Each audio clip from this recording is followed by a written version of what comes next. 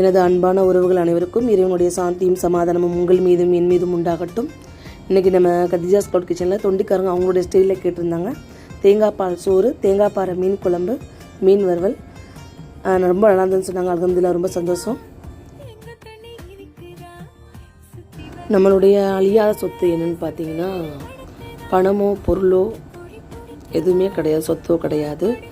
நம்ம மறைஞ்சதுக்கு பிற்பாடும் நம்மளை பற்றி நினைக்கக்கூடியது, பேசக்கூடியது நம்ம செய்கிற தர்மம் மட்டும்தான். இந்த சொத்து பணம் எதுவுமே நம்ம கூட வராது.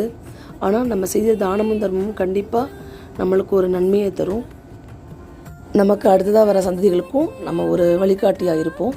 ஏன்னா உணவு எப்படி வேணாலும் உதவி பண்ணலான்றதை விட ஒரு வேளை உணவு கொடுத்தா கூட அது ஒரு பெரிய உதவி தான். நிறைய பணங்காசு வச்சுருக்கவங்களும் சரி, நிறைய தான தர்மம் பண்ணுறவங்களும் சரி, இந்த ரெண்டு பேரையும் வச்சு பார்க்கல தானம் தர்மம் செய்கிறவங்கள இந்த உலகம் அவ்வளோ சீக்கிரம் மறக்காது.